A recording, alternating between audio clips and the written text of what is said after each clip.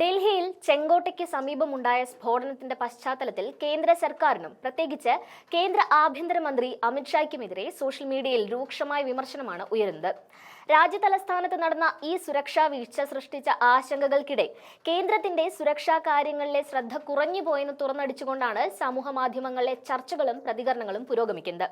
രാജ്യത്തിന്റെ ആഭ്യന്തര സുരക്ഷാ കാര്യങ്ങളിൽ കേന്ദ്ര ആഭ്യന്തരമന്ത്രിയുടെയും സർക്കാരിന്റെയും ശ്രദ്ധ തികച്ചും പാളിപ്പോയെന്ന് വിമർശകർ ആരോപിക്കുന്നു.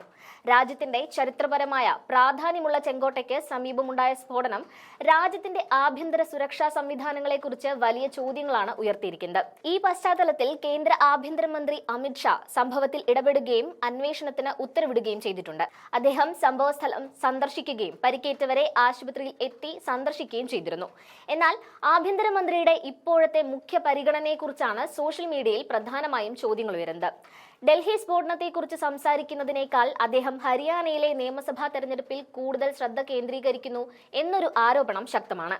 ബി.ജെ.പിയുടെ പ്രധാന നേതാവെന്ന നിലയിൽ ഹരിയാനയിൽ ഉടൻ തിരഞ്ഞെടുപ്പ് നടക്കാനിരിക്കെ രാജ്യതലസ്ഥാനത്ത് സുരക്ഷാ വീഴ്ച ഉണ്ടായിട്ടും ആഭ്യന്തരമന്ത്രിയുടെ ശ്രദ്ധ പൂർണ്ണമായും അന്വേഷണത്തിൽ നിന്ന് പ്രചാരണങ്ങളിലേക്ക് മാറിയോ എന്ന സംശയമാണ് സോഷ്യൽ മീഡിയ ഉപയോക്താക്കൾ പങ്കുവയ്ക്കുന്നത്. ഒരു ദേശീയ സുരക്ഷാ പ്രതിസന്ധി നിലനിൽക്കുമ്പോൾ ആഭ്യന്തരമന്ത്രിയുടെ പൂർണ്ണ ശ്രദ്ധ അന്വേഷണത്തിലും രാജ്യത്തിന്റെ സുരക്ഷ ഉറപ്പാക്കുന്നതിലുമല്ലേ വേണ്ടത് എന്ന ചോദ്യം ന്യായമായും ഉയരുന്നു. ബി.ജെ.പി ഭരണകാലത്ത് രാജ്യത്ത് നടന്നുവെന്ന് ആരോപിക്കപ്പെടുന്ന സുരക്ഷാ വീഴ്ചകളുടെ ഒരു നീണ്ട പട്ടിക തന്നെ വിവിധ സോഷ്യൽ മീഡിയ പ്ലാറ്റ്ഫോമുകളിൽ പ്രചരിക്കുന്നുണ്ട്. മുൻപ് യു.പി.എ സർക്കാരിന്റെ കാലത്ത് വീഴ്ചകൾ പറഞ്ഞ് ബി.ജെ.പി കോൺഗ്രസിനെ ആക്രമിച്ചിരുന്നുവെങ്കിൽ ഇന്ന് അതേ നാണയത്തിൽ തിരിച്ചടിക്കുകയാണ് പ്രതിപക്ഷ അനുകൂലികൾ. യുറി ആക്രമണം, പുൽവാമ ആക്രമണം, പത്താൻകോട്ട് ആക്രമണം, പാർലമെന്റ് ആക്രമണം, കൂടാതെ ഇപ്പോഴത്തെ റെഡ് ഫോർട്ട് ബോംബ് സ്ഫോടനം എന്നിവയെല്ലാം ചൂണ്ടിക്കാട്ടിയാണ് ഭരണകൂടത്തെ പ്രതിക്കൂട്ടിൽ നിർത്തുന്നത്. ഈ സംഭവങ്ങളെല്ലാം ഉൾപ്പെടുത്തി ഡോക്ടർ വിജേന്ദ്രയെ പോലുള്ളവർ ഭരണകൂടത്തോട് അക്കൗണ്ടബിലിറ്റി എന്ന ചോദ്യം ഉന്നയിക്കുന്നത് സോഷ്യൽ മീഡിയയിൽ വൈറലാവുകയാണ്.